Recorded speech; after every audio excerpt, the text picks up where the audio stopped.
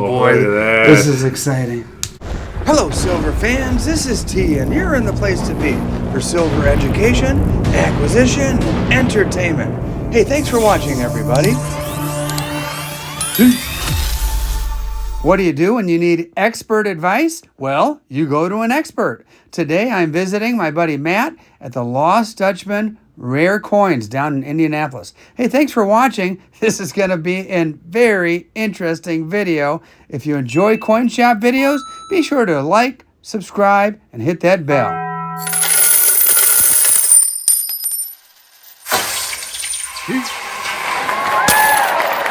All right, hey Matt. Hey, what's up? Not too much, man. Well, there is something up. Yeah? I've got something to show you. Ooh. I am at the point now where I cannot resist. Uh-oh. I have to crack these Libertads out of this roll. It looks like an original paper roll, is it? Yeah, I need your expertise, my friend. Ooh, let me pull up a chair for this one. Yeah. Let's take a look. First of all, when I first showed this on my channel, Yeah. I asked the people to comment, and some people thought it had already been opened, and at that, because of that, just go ahead and crack this sucker open. And I don't know if it's already been opened. It's got original tape from the Banco de Mexico. You've got the Libertad there, and it came with this little note. All 1983. It says 21-ounce pesos, which they're not pesos, and it says original wrapper. Take a look at that wrapper misspelled. Oh my gosh. So I've never cracked one of these open. I honestly, I don't really see them very often when I go to coin shops or even coin shows. And I don't know, the question is, first of all, the first question, do you think it's been already cracked open? And the other follow-up to that is, if it's intact and not, the seal's not broken, is there more value there taking them out or keeping them in? It has seen some wear. I mean, obviously the roll itself, as you can see, it does have a little bit of give to it. So I would say that it's probably an original roll, but it has maybe come open at some point. I don't know if that means that the coins have been messed with at all. I think we're going to find out, but I doubt it, because they look nice on the end that we can see here. Yeah. So I am excited to see what these coins look like. Yeah, me too. The suspense is killing me. And so another question, like when we cracked this open, I was doing some eBay searches, and so 66 fetches a decent amount of money, but 67s is really what I'm looking for. That's the grade on these that really, it's the jump grade. Yeah, and you're well into the hundreds of dollars if you find even one 67. Yep. And I don't even want to dare to imagine that there could be a 68 in there or something. They're really hard on these coins when they grade them. They kind of grade them almost like classic American coins, like silver dollars, rather than a bullion issue coin. They don't grade them like you see them grading modern American Eagles, whether it's either a 69 or a 70. That's pretty much it. These are graded to a different standard, and that's because the coins themselves, the minting technology at that time was a little bit different. It didn't allow for such fine coins to be made. And also the fact that they're kind of expensive. So they tend to do a little grade protection when they're grading these things. What do you mean by that? Grade protection, and it's not something that they'll really ever acknowledge that they do. Okay. But it's almost like unless the coin is super exceptional, they want to protect that population of high-grade coins because they're kind of trying to help the market. They're not necessarily considering the technical grade so much as what that grade does to the market. Really? So, yeah. So do NGC, PCGS, do they manipulate the market? It's never something that they will acknowledge that they do. They will simply state that it is graded to a different standard. Okay. Or they're graded to its own standard versus other coins. Okay. And that's something that we see a lot in the market. It's called market grading. Okay. It's something that happens across a lot of different aspects of the numismatics. But this is one thing that they probably are considering when they're looking at these coins.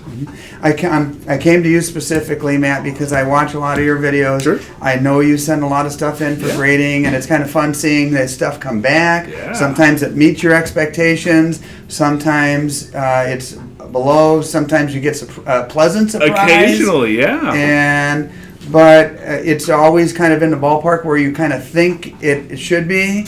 And so I guess what I'm really wondering is, with your trained eye to help me determine which of these are worth sending in, and how much does it cost to send in a coin for grading? So a single coin is kind of expensive, either to NGC or PCGS, because they ship things back to us pretty much the most expensive way possible. They ship things registered, signature confirmation, which ends up being, for a single coin or up to 20 coins, about $28. Okay. So if you're sending a single coin in, there's an automatic $28 return shipping. And then they have I think it's a $10 service charge that they just add to every order. Okay. So right off the bat, if you're sending a single coin in, you're looking at like $38 that's just there. Okay. And then you have the grading fees on top of that. So your best bet is to send multiple coins. How often do you send coins in? We send them in pretty often. I would say 2 to 3 times a month. Okay, so you wouldn't mind if there's a couple good ones in there. Oh, no, we're sending them. Okay. We're sending All right, them. man. Yeah. Okay, fantastic. All right, let me lower my camera angle a little bit. I want to get right down in there. Let me grab some flips. Yeah, we'll get a close-up going. You're opening these. All right, here we go. Is there any special technique or anything like that? No. Just. Here we go. So here's the one on the cap. That one looks nice. So yeah, nice and shiny. Optimistic. Not any crazy toning on it or anything like that. Yeah. Let's see. Yeah, I might flip them because this was kind of sliding back and forth. I think depending, Okay. we can slide on that one maybe. Here we go. There you go. Oh boy, look at that. this is exciting. There it is. Oh, All right, the one on the top. got a little milk spot. That's okay. Yeah, there you go. Let's see. Let me put the light. Yeah, this way definitely. A little bit. There's the top one exposed. And as far as like scratches and things like that, not so much. But yeah, a little milk spot for sure. Not unusual with those. Is there any particular way? I mean, do I just? I would just, there you go. There we go. Stack them gentle and see what we get. Here we go. Oh, man. That's cool. There were a lot of people saying, just keep it intact. Just keep it intact. There it is. Go. That one's got a little spot right there. And that's okay. On the Might be end some- coins, you'll see that. Might be some residue from the tape. Potentially, yeah. And there's some conservation methods we can look at for some of these and see what we run into. All right, this one with my. I'm gonna take a quick Go for look it, at yeah. them, and then These with are your all trained my eye. friend. Now, some of them, in this case, the obverse is up. The other one that reverse was up. Does that Not an unusual. indication that they might have been open? No, I don't think so. I don't think they face them when they put them in the tubes. Mm-hmm. I think they just go in however they go in. That coin's pretty nice. Okay. Hopefully we'll find a stunner in here, something that really impresses you and say, hey, this is definitely... This coin's also pretty nice. I'm thinking those are both have shots at being 66s. No 7s yet. Here's, for those of you who aren't real familiar with the Libertads, these are the ones with the edge lettering.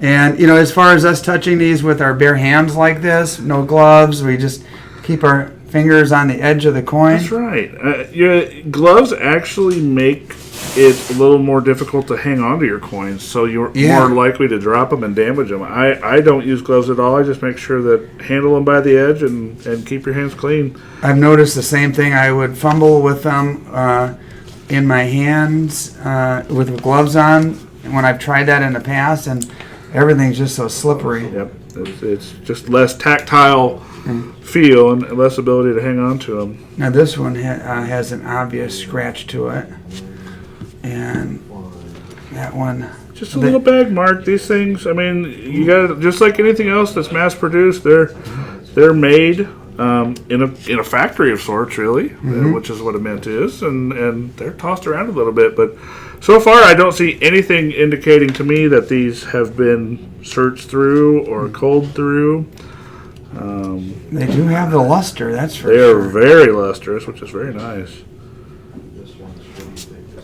This one. Boy, I'm just kind of looking with my untrained eye to see any obvious imperfections. And, I mean, you must do this probably every day of the week. All day, every day. That's why I brought them to you. Yeah. Yeah, this one under Plata Pura, this one's got some scratch action on it.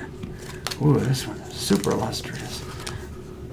And that's the best part about these coins is they're just absolutely smoking as far as the luster goes. Yeah. Which they should be. I mean, these are nice coins that were produced to be silver, and that's okay. But nowadays they're much better collectible pieces. Over her head there, I'm noticing a little something. I don't know what you would call it. It's a little bit of haze. Okay. I think there's a few little lines, but I think those are just as made. Some conservation on these is probably going to be the way to go.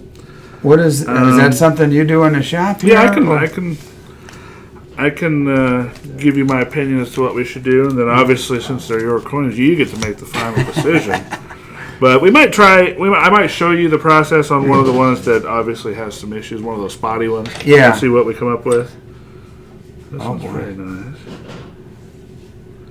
They're all very nice so far. Yeah, I'm very pleased that it wasn't just two nice ones on the end Oh, and yeah. some beat up ones in the middle. Because back in the day, these were carried around in pockets Yeah. and beat to hell. And they're a bullion coin. They weren't considered numismatic at all when they first came out. It was just purely for the bullion silver value. And now there's a bunch of people like me that collect these. I believe all over the world. From what we've seen at this point, I believe that we are looking at a nice original roll. I don't think there's anything that indicates they have been messed with. Maybe somebody opened it, took a look at them, and put the cap back on, but they surely didn't do anything with the coins.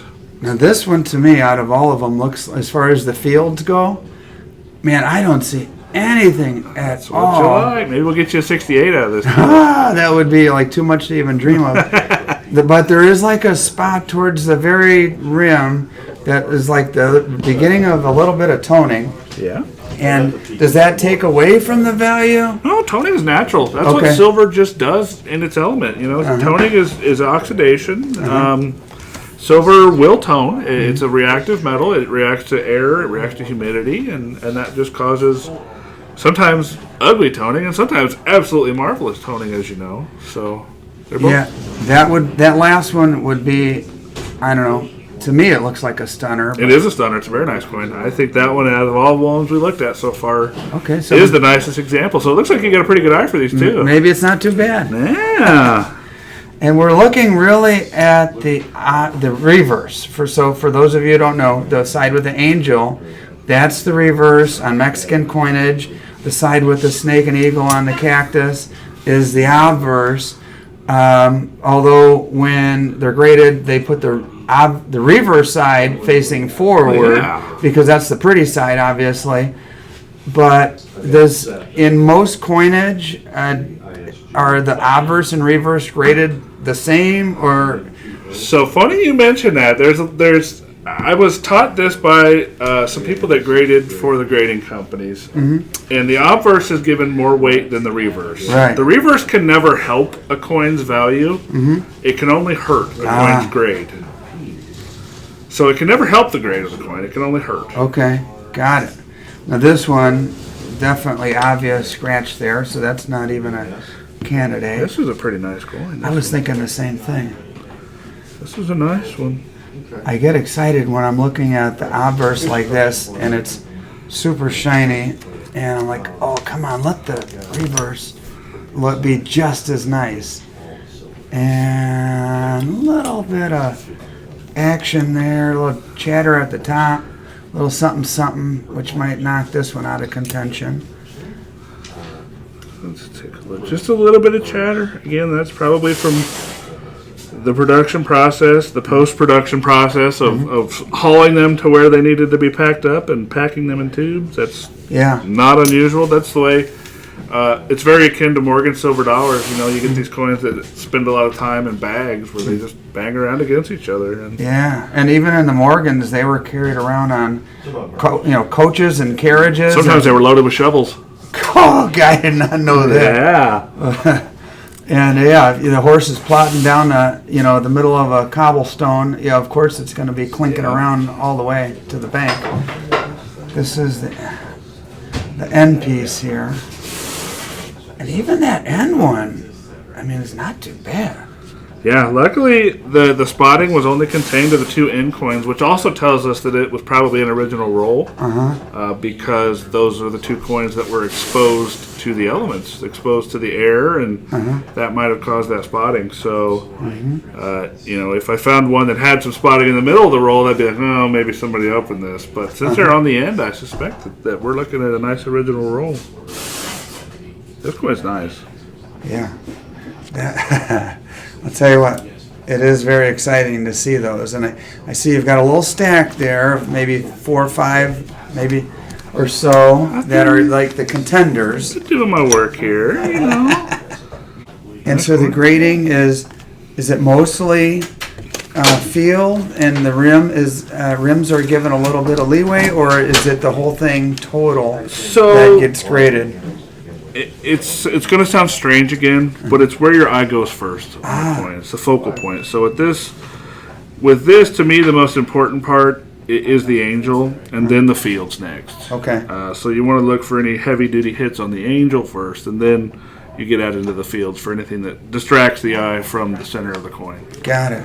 So, okay. So I have a little pile here that, if I owned them, those are the coins I would send in. All of those? Yep, right there, that pile. Okay, so that gives me lots of shots here. And a really good grade. And there's some further discussion to be had about potentially conserving some of these with some industry acceptable conservation methods. Okay, so are you at liberty to share what that is, or is that trade secret? Or I mean, I wouldn't go too much more than just an acetone bath with these, and that will pull off anything organic that's sitting on the surface. Okay. And it won't harm the surface. It doesn't touch the metal. It doesn't do anything to the surface of the coin. Okay. So we can try that and see our result and see if we're working with cooking with gas or not. Okay. But, is that what's called dipping? No. Dipping is a more intrusive process that actually can involve removing a surface layer of metal. Oh, okay. So it's a mild acid. Okay. Not something I recommend on a lot of things, unless you really know what you're doing. Yeah. Conservation's a whole... don't try this at home things? Yes. If you don't know what you're doing, don't clean your coins. Don't conserve your coins, because 9 times out of 10 and probably 95 times out of 100, you're just going to mess them up. So... Oh, I see the rim thing on this one. Yeah, it was made that way. That planchet just had a little spot there. So... Definitely as made. It shouldn't hurt the grade, but you never know what they're going to say with this stuff. Yeah, man, this is a stunner right here. Yeah, there's some nice coins in here. I think you've got to definitely have a good shot. 3, 4, 5, 6, 7. So 7 out of 20. And then we might end up with 1 or 2 more after conservation to see what we're looking at. 7 and some maybes. 7 and some maybes. So in your experience, out of the 7, I mean, do you think there's a 67 in there? I think I think there's a couple that I would call good shots. Okay. We call them shots when we're sending coins in. I think most of these coins should grade 66, no problem. Yeah. There's a couple that I think are shot 7s, which means that they have a shot. And if you get real lucky, you might get a 68 back. Wouldn't that be just a heck of a day? It sure would be. We go out and have a nice steak dinner after that one, wouldn't we? Oh, man. Yeah, so these are the 7. And I'll let the audience kind of be the judge of what they think. And if it's your wisdom that, with your eye, that we should give it a shot with these 7, boom. Let's just send them all. Let's do it. See what happens and take a shot. And then they come back and we get to do an opening video. Oh, I won't tell you what the grades are. Oh, man, that would be so exciting. That's what we're going to do. Well, Matt, I certainly appreciate you not only educating me, but my audience as well. This has been a really fun experience. And, my suspense was like, what do they look like? Now a whole new chapter, waiting game starts. Speaking of, What's the normal time frame? Say you send them in a couple of weeks. So we're going to send these in probably within the next week or so. NGC has been kind of backed up. Sometimes it takes them a month to even open your package at this point. Wow. And then you're looking at possibly another month or a month and a half, maybe even 2 months for them to get graded. We're well into the new year then at that point. I wish it was a faster process. Yeah. And for $100 or so a coin, it can be a faster process. But no. We don't want to do that here. So we're just going to send them in. I call it kind of the slow boat to China way, and they'll come back when they come back. So that one more question. Yeah. NGC or PCGS? What should we do? Do you send to both grading? I do. I'm an authorized dealer for PCGS and NGC and CAC grading. So. Oh. I mean, they're not doing World at the moment, the new guy. Okay. But it is 100%, my friend, your call. Okay. PCGS, I think, carries, especially in this kind of coinage, a little bit of a premium. That would be my weighted recommendation, but NGC is just as good. So. And it's okay with you if we split them between the both because you send to both? Sure. Okay. Yeah, we can do that. That'd be fun, actually. Okay. These came out of the same roll. We can send. See how if we end up with a couple more, we can send 5 and 5 and see how they go. Well, let's split them. Let's do it. All right. Love it. Well, thanks, Matt. Hey, appreciate it, buddy. No problem. Anytime. Thank you so much, and this is fun. I'm having fun doing this, so I can only imagine how much fun you're having. Oh my heart's beating, man, real fast. So, all right, thanks, buddy. Hey, thank you.